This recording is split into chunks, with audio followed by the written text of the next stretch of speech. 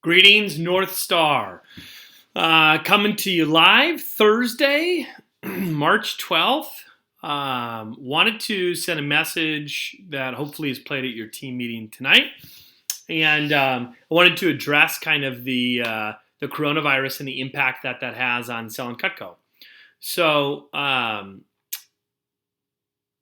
don't know how you personally feel about it. So I'm going to try and use language that will appeal hopefully to everybody in terms of where you might be at. A couple things. There's really two things at play here, and I think that it's important that you understand the two things. There's the coronavirus, and then there's the recession. And the coronavirus just triggered the recession and expedited the recession. That was probably going to happen at some point anyways. So let me address a couple of these things. The first thing is, what do I know about selling Cutco during a recession? And this isn't the first recession. I've been in Cutco for a while. 08, 09, which was a really, really big issue, right? The market crashed in 2008, September and October, and then for a while, right, the housing market and everything else. Couple things. First thing is that don't panic. We still sell a lot of Cutco. In fact, 2009 was a massive year for Cutco, okay? And there's a few reasons behind this. People during a recession are going to stay indoors more. And I shouldn't say indoors. They're going to stay home and just cook more because it's cheaper. People don't stop spending money in a recession. But what happens is it slows the large ticket item purchase, right? So in other words, what it does to somebody is it gets them feeling not confident financially. Now, what money do they lose? Right? What money do I lose? Does an HM30 lose? It's money that's in the market. So let's use an example. All right, if somebody had $1 million in investments that were in the market, and that's just a round figure that's going to be easy to use. If they had that on Sunday, going into Monday, well, right now there's a chance that they have 800,000. They could have lost 200,000, 20% of their investment in the last 3 days. That's actually a very normal, not a normal thing, but a real situation that a lot of people are in right now. Okay, so if that happened, most people that are in the stock market understand that that's long-term money. So yeah, that sucks in a big way, but at the same time, they weren't spending that money today. They weren't spending that money tomorrow. That's long-term money. And if they hold those investments, the market should come back, as it always does, and they should regain that money and then some, and it should keep growing. People don't buy Cutco with their Roth IRA money, with their 401k money, with their retirement money, and that's what that is. They don't buy Cutco in their investment money. I don't know about you, but I've never done a demo or heard of a demo where somebody said, I really want to buy this. Let me just cash in some investments and then get you the money tomorrow. That doesn't happen. So people are buying Cutco with the money that they have on hand, and that'd be their checking account, right? That'd be their whatever their savings account is. That's the money they buy groceries with. That's the money they go to the mall with. Do people still have that? Yeah, they still have that. Are people still going to Costco? Hell yeah, they're still going to Costco more than ever right now. And so that average order of $300 to $500, can people still buy that? Yes. You have to be confident as the sales rep that they can still buy that. And last recession, we had a lot of reps say, hey, one of the beautiful things about Cutco is it's not cheap, but it's not like you got to cash in long-term investments. People are buying Cutco with their everyday money. And since we can split it up over 5 months, you're still able to work it into your budget. Right? So that's something to keep in mind. People will hold off on a new car purchase, a new boat purchase, and maybe that addition to their house or the remodel. Those are things that are real that people will wait on. Right? But when it comes to buying $300, $400 of knives, they're still going to buy. Right? So don't stress out about that. Also, people during a recession find comfort in something that's long lasting. Right? It doesn't feel like they're buying a luxury, like an offhand thing like that. It's like, no, I'm investing in something that's built to last, and they're going to be cooking more. Okay, now let's address the coronavirus. And let me first start out by saying that I'm not an expert, and I don't know what's going to happen. Right? So I'm going to speak a little bit in terms of what I believe, and what I believe a point of view that I think would serve everybody. There's three types of people or three types of ways that somebody can react in a time of crises, okay, which this is, okay? One is the whole world is ending, doom and gloom, board up the windows, never leave, that kind of thing. Now, I'm not saying that I'm just saying that's the way that some people react, okay? It's smart to be aware, educated, make educated, safe decisions, even if you don't think the world is ending, okay? The second thing, though, that some people do in a time of crisis is nothing. And I'm not talking about just coronavirus. I'm talking about the last time the market crashed and all that. But is to do nothing. It's just to be complacent and say, oh, I don't know what to do. The third type of person is somebody who doubles down and looks for, hey, when there's a downturn and everybody is going this way, there's opportunity for me to go this way and to cash in. There are, if you read Rich Dad, Poor Dad, if you've read any wealth books, they will talk about in times of crises, that's when the smart investor really runs with things. And, the stocks go down, perfect opportunity for people to buy with money.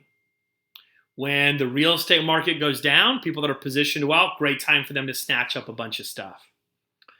I really want to encourage all of you to be the third type of person, the person that doubles down and looks for the advantage. This doesn't mean, and this is the beauty of Cutco, this doesn't mean that you can't also board up your windows and not leave the house, because you can, right? We've got a virtual program built for this.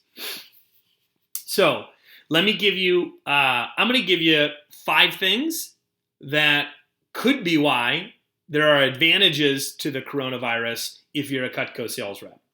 And again, I'm not saying to the illness or anything. I'm saying to the climate and the environment that the coronavirus has created in the United States. Number 1, there's a strong likelihood that most people will be in their own home, indoors, for the next 2 weeks, 3 weeks, 4 weeks. Way more than they ever have been. What does that mean? They're not going out to eat. What does that mean? They're cooking more. What does that mean? They're frustrated with the products that they do have. What does that mean? Right? You see all of this. It's the same thing in terms of why people spend a lot of money around the holiday. Right? It's cold out around Christmas. So that's number 1, is that people are going to be indoors at home a lot. Number 2, our products American made. There are people that are fearful of just anything coming foreign right now. I'm not saying that that's valid. I'm not saying it's not. I'm just saying the fact that it's American made product, that's a good thing. Number 3, we, and when I say we, I mean middle-aged married couples, have more time on our hands than what we normally will. There's more availability for presentations. Hear me out on this. Okay, me personally, in the next 6 weeks or so, I have 4 trips planned. They're not, I have a flight to Florida to visit my dad. That's in 2 weeks, probably not going to happen.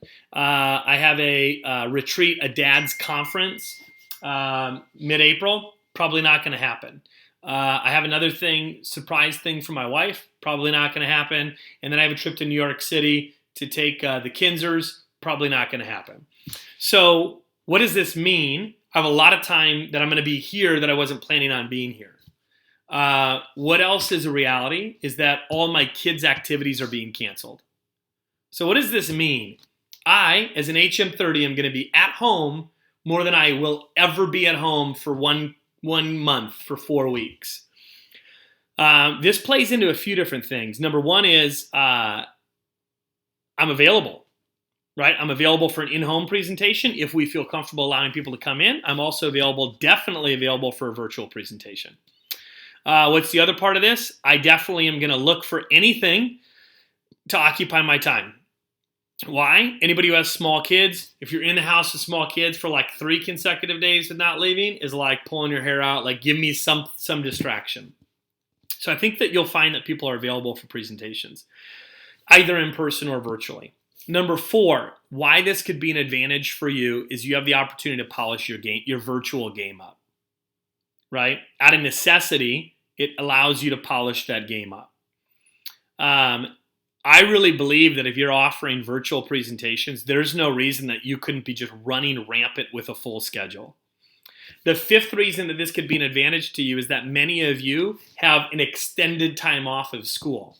There are schools right now that are canceling classes, like no class at all for an additional week to 2 weeks. The Minnesota State campuses just did this today, which means spring break is this week. Next week, still no classes, not even online, just a 2-week spring break.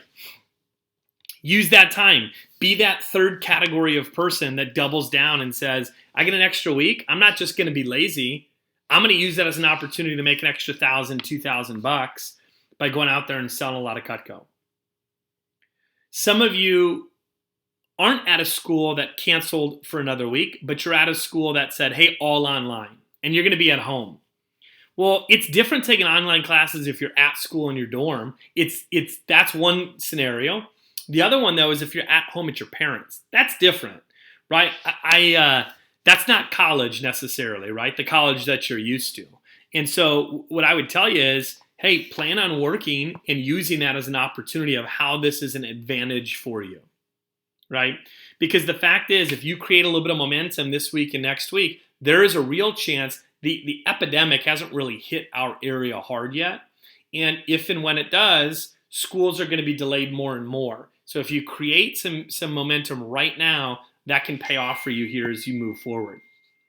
I'd really say there's 2 things that you need to do to capitalize on stuff right now. Number 1, make a decision that you're going to be the third category of person. And when I say that, I mean you're the person that's going to look for the advantage and say, I'm going for this.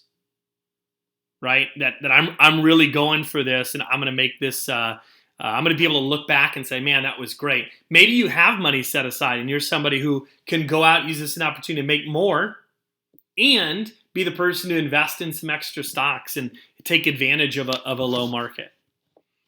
And the second thing, after you decide to be the person to crush it, is to really work on your virtual.